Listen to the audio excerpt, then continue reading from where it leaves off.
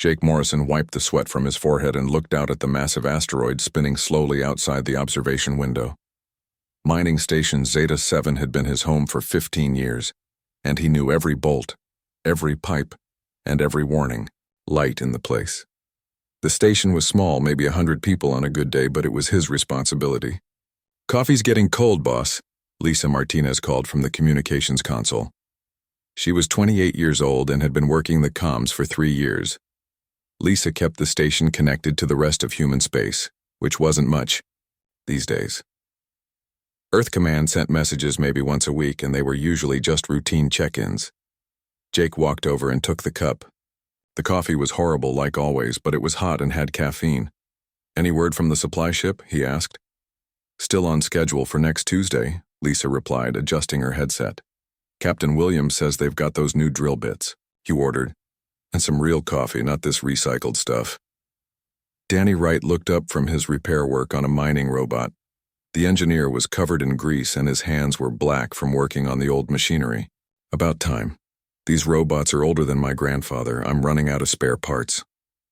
"Make them last," Jake said. "Company says we're not due for new equipment until next year." Danny shook his head. "These things were built to last 20 years. It's been 30. I'm basically performing miracles at this point." The mining station was nothing special. It sat in orbit around a large asteroid rich in rare minerals that Earth needed for their computer chips and starship engines. The work was routine. The robots would drill into the asteroid, extract the ore, and the refiners would process it into ingots for shipping.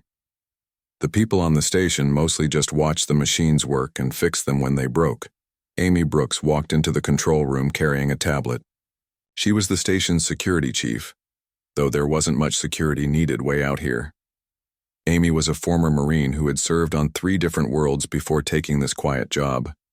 She was in her mid-30s and still kept herself in fighting shape. "Jake, we need to talk," Amy said. Her voice was serious, which meant she was about to complain about something again. "Let me guess, the defense grid again?" "The defense grid always," Amy replied. "Look, I've run the numbers. If anything bigger than a scout ship shows up here, we're dead.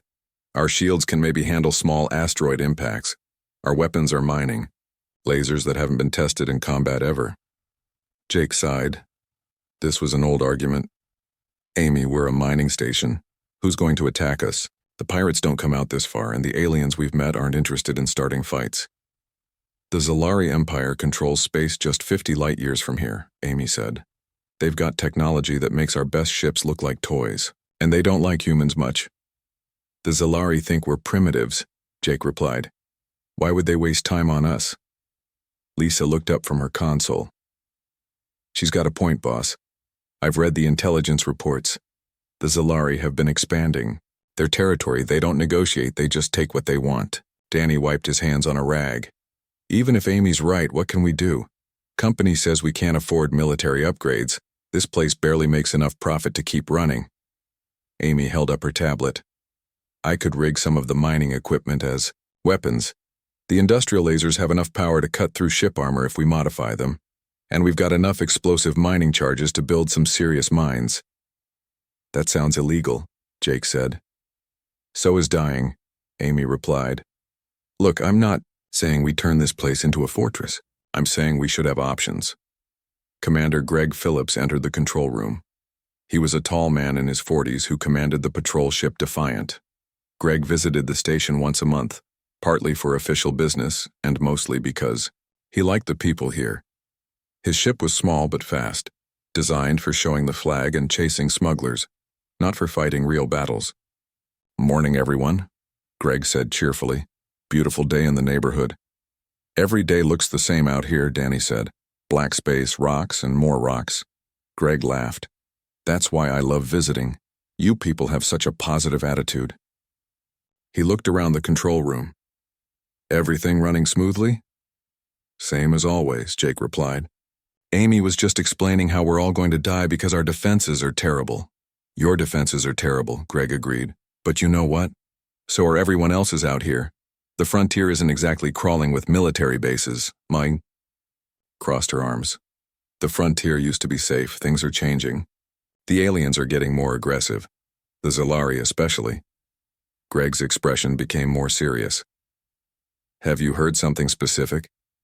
Just rumors, Amy said. But reliable ones. Some of the traders who come through say the Zalari have been hitting outlying colonies, human ones. Earth Command would have warned us if there was a real threat, Lisa said. Earth Command is 6 months' travel from here, Greg replied. By the time they hear about trouble and send ships, it would be too late. He looked at Amy. What kind of modifications are you talking about? Amy smiled for the first time that morning. Well, since you asked, we've got 12 industrial mining lasers. They're designed to cut through solid rock, so ship armor shouldn't be a problem. The main limitation is power and cooling. Danny nodded slowly. We could reroute power from the refiners, and the cooling system for the main reactor could handle a few extra lasers for a short time. This is crazy, Jake said. We're talking about turning a mining station into a warship. We're talking about not dying stupidly, Amy replied. Look, Jake, I hope I'm wrong. I hope we never see a single hostile ship, but if we do, shouldn't we be prepared? Greg looked thoughtful. Amy, draw up some plans. Nothing too expensive or obvious. Jake, I'll talk to my superiors about getting some better sensor equipment out here. At least we could see trouble coming. Jake looked around the room at his people. They weren't soldiers. They were miners and technicians and accountants. But they were his responsibility. Okay, he said finally. Amy, see what you can do, but keep it quiet. The company doesn't need to know we're playing soldier. Over the next week, life on the station continued as normal. The mining robots kept working. The ore kept flowing. The supply ship arrived on schedule with coffee that was actually good for once. But underneath the routine, things were changing. Amy worked with Danny to survey the station's defensive potential. Lisa monitored communications more carefully, listening for any signs of trouble. Greg extended his patrol slightly, venturing closer to the edge of Zalari space. None of them knew that a Zalari fleet was already moving through hyperspace toward their sector. None of them knew that Fleet Admiral Zarthok had decided that human presence in this region was an insult that needed to be corrected. None of them knew that mining station Zeta 7 had been selected as an example to other human settlements about the price of existing in space the Zalari considered theirs. The station's routine continued, peaceful and ordinary, for exactly 9 more days. 9 days later, the attack came without warning. Lisa Martinez was halfway through her morning coffee when every alarm on the station started screaming at once. Her console exploded with red lights and urgent messages. She dropped her cup and her hands flew over the controls. Jake, she shouted into her headset. We've got contacts coming out of hyperspace, big ones. Jake Morrison was in the mining control room when Lisa's call came through. He ran to the main observation deck and looked out into space. What he saw made his blood turn cold. Massive ships were appearing out of nowhere, sleek and alien, their hulls gleaming with an unnatural silver color. How many? He asked. Lisa's voice was shaking. I count 12 ships. The biggest one is... Jake, it's huge. Bigger than anything in our fleet. Danny Wright burst into the observation deck, his face pale. I felt the vibration through the deck plates. What's happening? Before Jake could answer, Amy Brooks's voice came over the station-wide intercom. All hands to battle stations. This is not a drill. All civilians to the emergency shelters. Security teams to defensive positions. Jake grabbed Danny's arm. Get to engineering. Reroute all power to shields and weapons. Everything we've got. What weapons? Danny asked. We're a mining station. The modifications Amy made. It's time to see if they work. Danny nodded and ran toward the engineering section. Jake turned to the communications console where Lisa was frantically typing. Did you get a message out? He asked. Barely, Lisa replied. I sent an emergency signal just before they jammed our communications. I don't know if it got through. On his patrol 50 light-years away, Commander Greg Phillips had just finished breakfast when Karen Hughes, his pilot, called from the bridge. Commander, we're picking up a distress signal. It's from mining station Zeta 7. Greg ran to the bridge, still buttoning his uniform. What does it say? Karen's face was grim. Just under attack. Unknown alien vessels, send help. Then the signal cuts off. Steve Collins, the tactical officer, looked up from his console. Sir, that's in the middle of nowhere. Who would attack a mining station? Greg thought about Amy Brooks and her warnings about the Zalari. Set course for Zeta 7, maximum speed. Sir, Karen said carefully, if someone's attacking them, what can we do? The Defiant is just a patrol ship. We'll figure that out when we get there, Greg replied. Move. Back on the station, the first Zalari fighters screamed past the observation windows. Amy Brooks was in the security office pulling on her old Marine combat armor. She had hoped she would never need it again. Morrison to Brooks, Jake's voice came through her headset. Status report. I've got 20 security personnel armed and ready, Amy replied. The mining crews are in the shelters. Danny's working on the weapons. Can we fight them? Amy looked at the tactical display showing the massive alien fleet surrounding their tiny station. We can try. The Zalari bombardment began 5 minutes later. The station shook as energy weapons struck the shields. Emergency lights flickered as power conduits overloaded. Amy's modified mining lasers responded, sending bright beams of energy toward the attacking fighters. In engineering, Danny Wright was sweating as he redirected power systems. The mining lasers were never meant to be weapons. They were overheating already, and he was pushing them far beyond safe limits. Amy, how are the weapons? He called into his headset. Working better than expected, Amy replied. We got 2 of their fighters already, but there are so many of them. The station's shields failed after 10 minutes of bombardment. Zalari troops began cutting through the hull in 3 different places. Amy led her security team toward the first breach, knowing they were outnumbered 50-1. The Zalari soldiers were tall and thin, wearing advanced armor that seemed to flow like liquid metal. Their weapons fired energy bolts that could punch through steel, but Amy's team knew the station better than any invader could. Use the maintenance tunnels, Amy ordered. Hit them from behind. Make them fight for every room. Jake Morrison watched the battle from the command center, feeling helpless.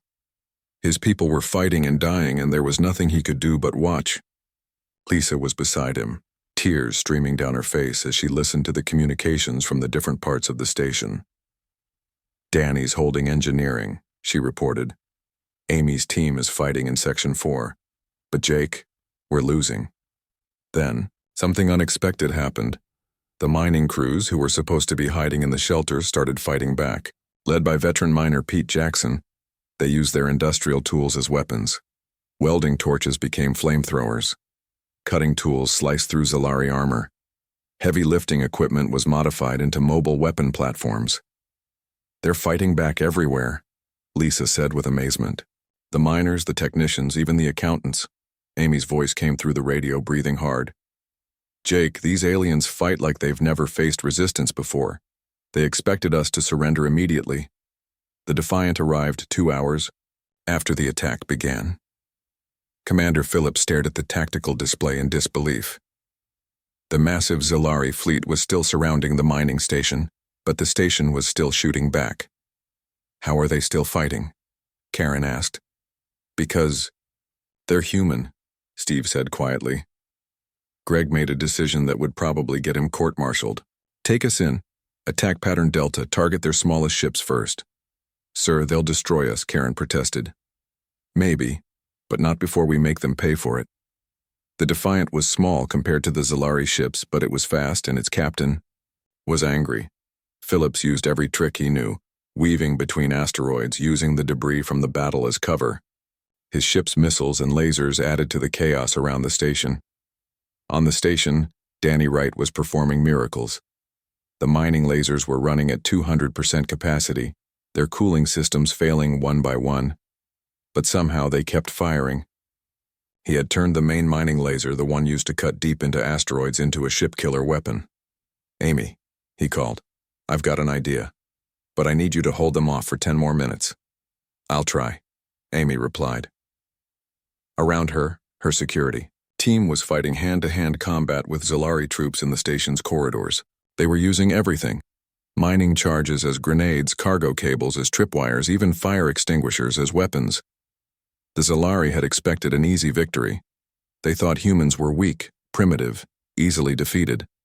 They were learning they were wrong. Every room cost them soldiers. Every corridor was a battle. The humans fought harder when they were losing, not softer. Jake Morrison found himself holding a mining tool, defending the command center alongside Lisa and 3 technicians. He had never been a soldier. But when a Zalari trooper broke into his command center, Jake discovered he would fight to protect his people. The battle raged for 4 hours. Half the station was in ruins. Many good people were dead.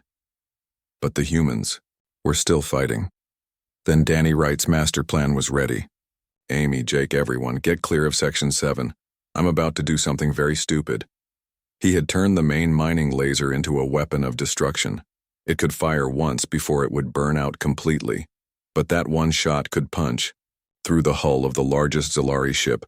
Target locked, Danny announced. Firing main laser. The beam that erupted from mining station Zeta 7 was brighter than the sun. It crossed space in an instant and struck the Zalari flagship directly, in the bridge. The massive ship's shields failed, its hull cracked, and atmosphere began venting into space. For a moment, the entire battle stopped. Both sides stared in shock at what the humans had done. Then Amy Brooks's voice came over the radio. Tired, but fierce. That's for underestimating us. The tide of battle was about to turn. Fleet Admiral Zarthok had been dead for 3 minutes, but the Zalari didn't know it yet. His flagship still hung in space, dark and venting atmosphere. The main laser blast had gone straight through the bridge, killing him and his senior officers. Instantly, Commander Veltar, the second-ranking officer in the fleet, was on another ship. When he realized what had happened, he felt something Zalari rarely experienced: uncertainty. These humans were supposed to surrender in the first 10 minutes. That was what always happened. Lesser species saw Zalari might and gave up. But these humans kept fighting. When their shields fell, they fought harder. When their weapons failed, they made new ones. When their soldiers died, civilians picked up weapons and continued the battle. Amy Brooks wasn't thinking about alien psychology. She was thinking about staying alive. Her security team had been cut in half during the first hour of fighting. Now she was leading miners, technicians, and anyone who could hold a weapon. "Pete, take your crew through Maintenance Shaft 7, she ordered. "Hit them from behind when they try to take engineering." Pete Jackson nodded. He was 60 years old and had been mining asteroids since before some of these aliens were born. His crew followed him into the narrow shaft, carrying welding torches and mining charges. In engineering, Danny Wright was holding the section with 12 people and a lot of creative engineering. He had turned the ore processing equipment into weapons. The conveyor belts carried explosive charges that detonated when Zalari troops stepped on them. The ore crushers had been modified to launch pieces of metal at high speed. "This is insane," muttered tech specialist Roy Chen, ducking as energy bolts flew over his head. "This is Tuesday," Danny replied, launching another improvised missile at the attacking troops. "Just with more aliens." The Defiant was still fighting in space, dodging between asteroids and launching missiles at the Zalari ships. Commander Phillips had lost 2 of his crew, but his ship was still shooting. More importantly, he was drawing fire away from the station. "Sir," Karen Hughes called from the pilot seat, "I'm reading human ships coming out of hyperspace, lot of them." Greg looked at his tactical display and felt hope for the first time in hours. About time. Captain Henry Davis and the heavy cruiser Retribution had received the distress signal and gathered every human ship in the sector. They weren't many: 3 cruisers, 5 destroyers, and a dozen smaller ships. But they were coming in fast and angry. "This is Captain Davis to all ships," came the voice over the radio. "The Zalari made a mistake today. They attacked humans. Let's make sure they remember that mistake for a very long time." On the station, Jake Morrison heard the radio transmission, and for the first time since the attack began, he smiled. "Lisa, patch me through to all sections." "You're on, Jake." "All hands, this is Morrison. Help is here. Hold your positions. Fight hard. We're going to win this." The human ships hit the Zalari fleet from behind while the aliens were still focused. On the station, the Retribution's main gun spoke first, targeting a Zalari cruiser and punching holes through its hull. The destroyer Vengeance moved fast and close, launching boarding parties directly onto enemy ships. But something strange was happening on those enemy ships. The human boarding parties found that Zalari soldiers fought differently now. They were hesitant, uncertain. These humans didn't fight the way other species did. They didn't know when to quit. Amy Brooks had figured this out 20 minutes ago. She was using it. They think we should be running, she told her team through the radio. They don't understand humans. When we get hurt, we get angry. When our friends die, we fight harder. Her team had ambushed a group of 15 Zalari soldiers in the cafeteria. The aliens had superior weapons and armor, but they kept looking around like they expected the humans to retreat. The humans had no intention of retreating. Pete Jackson's crew had come up through the floor while Amy's team attacked from the front. The Zalari were caught between them, confused by tactics that made no sense to their military doctrine. Their whole strategy is based on intimidation, Amy explained to Jake over the radio. They're used to other species seeing their big ships and giving up. We're not giving up, so they don't know what to do. Jake was in the command center with Lisa and 6 other people, all of them carrying weapons now. Zalari troops had tried to take the command center 4 times. Each time the humans had driven them back. The room looked like a war zone, with blast marks on the walls and broken equipment everywhere. "Jake," Lisa called from her damaged console. "The human fleet is cutting through their formation. The aliens are pulling back from some sections." "Not all sections," Amy's voice came through the speakers. She sounded tired, but determined. "They're still pushing hard in engineering and the lower levels." Danny Wright was still in engineering, but he had been busy. The Zalari troops who had broken through found themselves facing automated defenses that shouldn't have existed. Mining. Robots reprogrammed to fight. Conveyor systems that grabbed enemies and carried them into crushing machinery. Emergency systems that flooded sections with industrial chemicals. "How did you do all this so fast?" asked Janet Kim, an accountant, who was now loading ammunition for a converted mining drill. "I had 9 days to plan," Danny replied. "Amy kept telling us to be ready. I got ready." The battle was changing. The Zalari fleet was larger, but they were fighting in 3 dimensions now. The station's weapons, the Defiant's hit-and-run attacks, and the new human fleet all working together. Commander Veltar watched his tactical display with growing alarm. His fleet was losing ships. More concerning, they were losing because these humans fought in ways that made no sense. They didn't follow proper military doctrine. They used their own ships as weapons, ramming Zalari vessels when their guns failed. They used mining equipment and civilian tools as military hardware. "Sir," his tactical officer said, "the humans on the station are launching some kind of missiles." Those weren't missiles. They were mining charges attached to cargo pods, launched by the station's emergency escape systems. Danny Wright had figured out how to turn the evacuation pods into weapons. They flew at the Zalari ships and exploded on impact, each one carrying enough explosive to level a small building. The humans weren't winning because they had better technology. They were winning because they refused to lose. Every time the Zalari thought they had broken human resistance, the humans found another way to fight back. On his ship, Commander Veltar made a decision that would shame his empire for generations. He ordered his fleet to withdraw to a safe distance. They would bombard the station from long range until nothing was left alive. But as he gave the order, new contacts appeared on his sensors. Admiral Patricia Morgan and the battleship Liberty had arrived with a full battle group. The white and blue ships of the human fleet spread out in attack formation. "This is Admiral Morgan to all Zalari vessels," came the transmission. "You attacked our people. You killed our civilians. You made a mistake. Now you pay the price." The reinforcements had arrived, but the battle wasn't won by superior numbers. It was won by ordinary people who refused to quit. It was won by miners who became soldiers, by engineers who became weapons designers, by civilians who became heroes. The Zalari had thought they were attacking a helpless mining station. They found out they had attacked humanity itself, and humanity was not helpless. Admiral Patricia Morgan had been fighting in space for 30 years. She had seen battles against pirates, smugglers, and hostile aliens. But she had never seen anything like what was happening at Mining Station Zeta 7. "Status report," she ordered, as her battle group spread out around the damaged station. "The station is still fighting, Admiral," reported her tactical officer. "Their mining equipment has been converted to weapons. They're launching improvised missiles at the Zalari ships. And they're working," Morgan said with amazement. "How many people are on that station?" "Maybe 100, ma'am. Maybe less now." Morgan looked at the tactical display. The Zalari fleet still outnumbered her ships, but they were no longer acting like the disciplined military force they had been 3 hours ago. They were confused, spread out, and some of their ships were actually retreating from the station. "Captain Hayes," she called to the destroyer Vengeance, "take your ship and support the station directly. Get close and help them however you can." "Captain."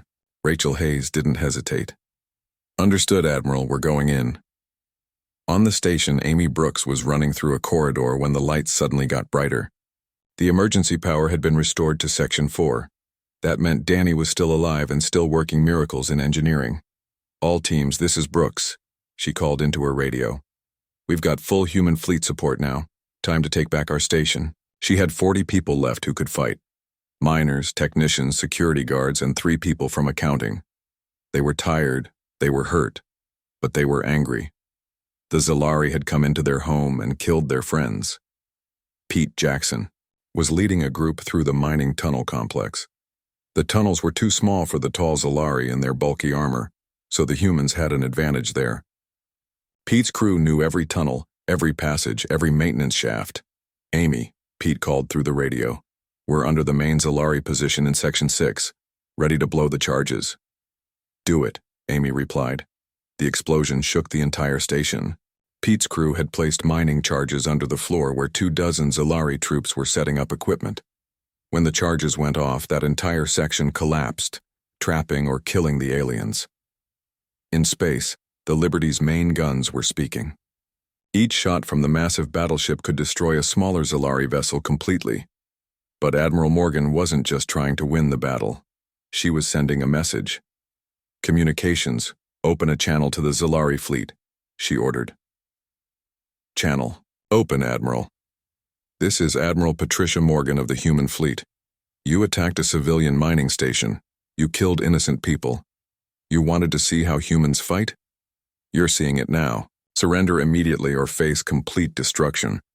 Commander Veltar received the message on his damaged flagship. Half his fleet was destroyed or too damaged to fight. The humans had turned a simple raid into a massive battle, and somehow they were winning. But surrender was not possible for a Zalari commander. Their empire would execute him if he survived such a defeat. He decided to make one final attack, hoping to damage the humans enough that his death would have meaning. "All ships," he ordered. "Final assault on the human station. Ram it if necessary. We die with honor." The remaining Zalari ships moved toward the station in a desperate attack. But they had to get through the human fleet first. Captain Davis on the Retribution saw them coming. "All ships protect the station, whatever it takes." What happened next would be talked about in human space for generations. The human ships moved to intercept the Zalari attack, but not in the way their training taught them. They fought like the station had taught them, with desperate creativity and absolute determination. The destroyer Eagle, badly damaged, and with most of its weapons gone, rammed a Zalari cruiser at full speed. Both ships were destroyed, but the Eagle's sacrifice saved the station from that ship's attack. The cruiser Defiance used its engines as weapons, flying close to a Zalari ship and burning them with engine exhaust while shooting at point-blank range. On the station, Danny Wright was putting the finishing touches on his greatest creation. He had connected every remaining mining laser on the station into one massive weapon. It could fire once before the whole system would blow up, but that one shot would be powerful enough to destroy the largest ship in the Zalari fleet. "Jake," he called to the command center, "I need someone to aim this thing. The targeting system is manual only." "On my way," Jake replied. He had never thought he'd be firing ship-killer weapons, but this day had been full of surprises. Jake reached the modified laser control station. Through the observation window, he could see the massive Zalari command ship approaching the station. Danny had rigged the controls so that one person could aim and fire the weapon. "Danny," Jake called into his radio. How do I know when to fire? When? You can't miss, Danny replied from engineering. This shot has to count. Jake watched the ship getting closer. He thought about Lisa, who had been killed 30 minutes ago when Zalari troops broke into the communication center. He thought about the 47 people who had died defending their home. He thought about what the Zalari commander had said about humans being weak. The command ship was close enough now. Jake could see details on its hull, could see the weapons pointed at his station. For everyone who didn't make it, Jake said quietly, and pressed the firing button. The beam that erupted from the station was like nothing anyone had ever seen. It was the combined power of 12 industrial mining lasers, focused into one devastating weapon. It crossed the space between the station and the command ship in an instant. The Zalari command ship simply ceased to exist. The beam went completely through it, leaving a perfect hole from front to back. The ship broke apart and exploded, taking Commander Veltar and the last of the Zalari leadership with it. The remaining Zalari ships, seeing their command ship destroyed, finally did what they should have done hours ago. They turned and ran. Admiral Morgan watched the alien ships flee into hyperspace. Her fleet didn't pursue them. There had been enough death today. All ships, secure the area, she ordered. Send medical teams to the station, and someone get me a full casualty report. Amy Brooks stood in the ruins of the station's main corridor, looking around at what was left of her home. Half the station was gone, the other half was badly damaged. But it was still there, still human. Danny Wright emerged from engineering covered in soot and exhaustion. We won, he said in amazement. We actually won. Jake Morrison walked over to join them. Through the window, he could see human ships moving around the station, their lights bright against the stars. Yeah, Jake said. We won. But look at the cost. Amy nodded. 53 people dead. The station is wrecked. It'll take months to rebuild. We'll rebuild, Jake said firmly, and next time we'll be ready. The Battle of Mining Station Zeta 7 was over. The humans had won, but they would never be the same. The galaxy had seen what humans would do when pushed too far, and the galaxy was taking notes. 2 months after the battle, Jake Morrison stood in the rebuilt command center of Mining Station Zeta 7. The walls were new, the equipment was newer, but the view outside was the same. The asteroid still spun slowly in space, patient and eternal. The station was bigger now. Where once only 100 people had lived and worked, there were now 300. Earth Command had decided that Mining Station Zeta 7 was too important to leave undefended. The station that had proven humans wouldn't surrender was now a symbol of human resistance. Amy Brooks walked into the command center wearing a new uniform. She was no longer just the security chief of a mining station. Earth Command had promoted her to colonel and given her command of the new military section of the station. Behind her walked a team of marine engineers, inspecting the defensive systems. How are the new weapons looking? Jake asked. Better than the old ones, Amy replied with a smile. Though I have to admit, Danny's improvised weapons worked pretty well. Danny Wright was now the station's chief engineer, with a staff of 20 people. He had refused several offers to transfer to Earth or other colonies. Someone needs to keep this place running, he always said. Besides, I like the challenge. Lisa Martinez's position at the communications console was filled by Tom Bradley, a young officer fresh from the academy. Lisa had been killed during the battle along with 52 other people. Their names were engraved on a memorial wall in the station's central plaza. Any word from the patrol ships? Jake asked Tom. All quiet, sir. Captain Phillips reports. Normal activity in sectors 7 through 12. Greg Phillips now commanded a squadron of 6 ships based permanently at the station. The single patrol ship Defiant had been joined by newer, better-armed vessels. They flew regular patrols throughout the area, making sure everyone knew that human space was defended. Jake walked to the observation window and looked out at the human ships moving around the station. There were always at least 3 warships, present now, and the station itself had enough weapons to fight off anything short of a full fleet. Strange how things change, Amy said, joining him at the window. The Zalari picked the wrong target, Jake replied. They thought we were weak because we're peaceful. They learned the difference. The battle at mining station Zeta 7 had changed everything. News of the fight had spread through human space within weeks. Stories grew in the telling, but the basic facts remained. A small mining station had held off an entire alien fleet and won. More importantly, word had spread beyond human space. Alien traders who visited human colonies told stories about the fierce resistance they had heard about. Other alien empires received reports from their spies about human military capabilities and determination. Admiral Patricia Morgan was now in charge of all human forces in the frontier region. She had moved her headquarters to a new space station being built just 10 light-years from Zeta 7. The station would be called Haven, and it would be the largest military base humanity had ever built outside the solar system. Admiral Morgan is coming for the ceremony tomorrow, Amy mentioned. She wants to speak with you personally. Tomorrow was the second anniversary of the battle. Every year on this date, representatives from across human space came to remember the people who died and celebrate the victory. It had become one of the most important holidays in the colonies. What ceremony?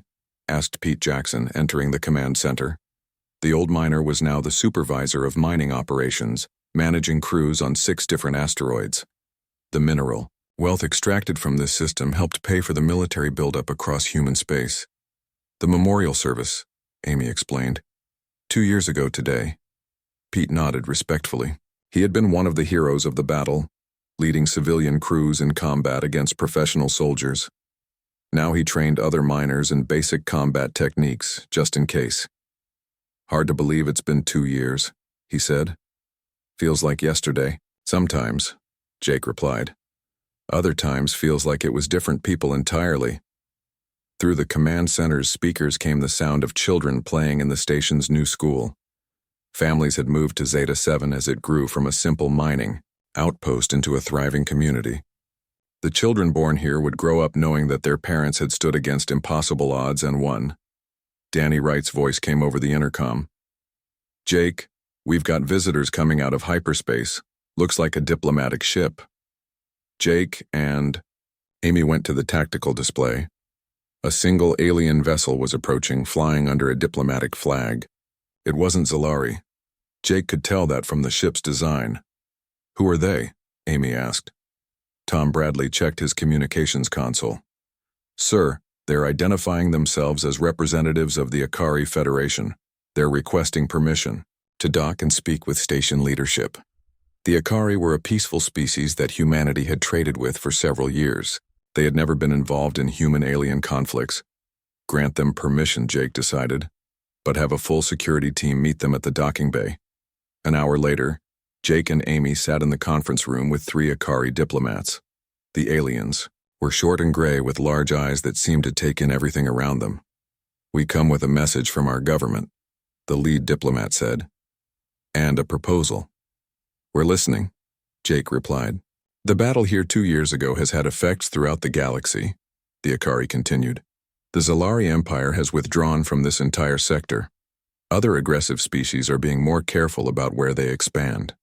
Some empires now seek friendship with humanity rather than conflict. Amy leaned forward. And the proposal?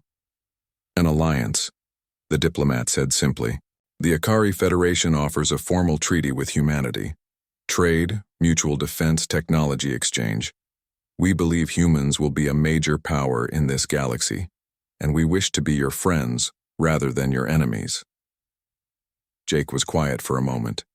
2 years ago, he had been a simple mining supervisor worried about meeting quotas and maintaining equipment. Now, alien empires were seeking alliances with his species. I don't have the authority to negotiate treaties, he said finally, but I'll make sure your message reaches the right people on Earth. We understand, the Akari replied. But we chose to come here first. This station is known throughout the galaxy. When people speak of human courage and determination, they speak of mining station Zeta 7. After the diplomats left, Jake and Amy stood once again at the observation window. The daily shift change was beginning, and hundreds of people moved through the station's corridors. Engineers, miners, soldiers, teachers, families, all of them part of something that had started with a simple decision to not surrender. Think, we changed the galaxy? Amy asked. We didn't try to, Jake replied. We just tried to survive. But yeah, I think we did.